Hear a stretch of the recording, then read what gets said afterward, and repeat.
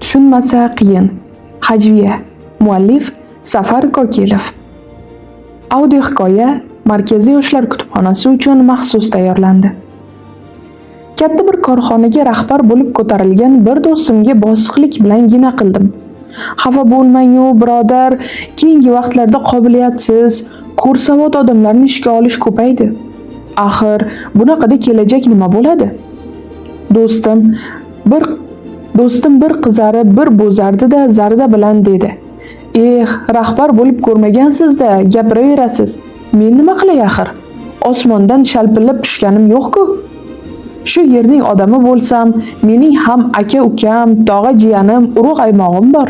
Sizga o'xshagan oshnalarning son-sanog'i yo'q. O'shalar bilan yashashim, to'y-ma'rakada birga o'tirishim kerak. Shunday bo'lgach, iltimoslarini bajarmay ilojim qancha? Unchalik ekan, hech bo'lmasa ishga olayotganda imtihon qiling, sinang, ishni eplashiga ko'zingiz yetgandan so'ng ishga qabul qiling-da. Bo'lmaydiganini mana sinadik, bizga to'g'ri kelmadi, boshqa ish topsin deb qaytaring.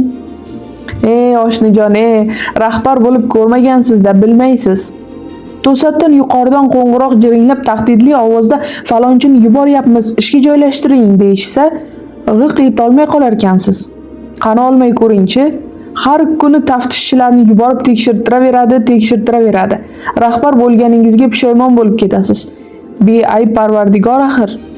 Men ham bu lavozimda 3-4 yil ishlasam degan umidim bor. Yuqoridagi akalar ko'ngliga qaraganim yaxshi emasmi? Ishonchingizni oqlay olmagan o'sha chala savodlardan tilxat yozdirib oling, o'zingizni oqlash uchun. Men sinovdan o'ta olmadim, o'zim aybdorman degan mazmunda. Go'dak bolaning gapini gapirasiz-da oshna. Rahbar bo'lib ishlamagach shu-da. Shundaylar borki, familiyasini yozganda 4 ta xato qiladi. Xati aji-buji, ishimizni mohiyatiga-ku umuman tushunmaydi.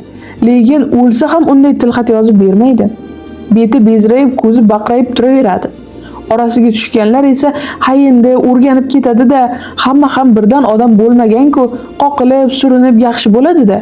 O'zingiz odam qilib bering deb ezmalanib turaveradi. Olmay ko'ringchi, kerak bo'lsa ustingizdan shikoyat yozadi. O'zining urug'larini ishga oladi, bizni olmaydi, pora so'rayapti va hokazo. Nahotki vijdoningiz qiynalmasa? Vijdon qiynaladi albatta. Lekin nima qilay, chidaymiz-da. U qo'l siltaydi. Bora-bora o'rganib ketar ekansiz. Rahbar bo'lib ishlamagansiz-da, buni baribir tushunmaysiz. Bilmadim. Lekin men bunday qilib ishlay olmasdim. Ishini topshirardim. Rahbar bo'lib ishlab ko'rmagan odam shunday deydi-da. Bir ishlaganingizda edi, hech ham shunday demasdingiz. Avvalo sizday fikrlaydiganlarni ikki dunyoda ham rahbar etib ko'tarishmaydi. Qolaversa yelib, yugurib, o'rtaga necha odamlarni solib, kerak bo'lsa qurug'idan cho'zib rahbar bo'lasiz-u, arzimagan narsaga osongina bo'shab ketaverasizmi? Aslo. Talashib olgach chidaysiz bariga, moslashasiz. Rahbar bo'lib ishlamagan qayoqdan ham bilsin buni? Bizga ham oson tutmang do'stim. Unda nega rahbar bo'lib ishlashga qiziqasiz? Soddasiz-da do'stim, soddasiz. Xo'p, biz bilmasak siz ayting-da.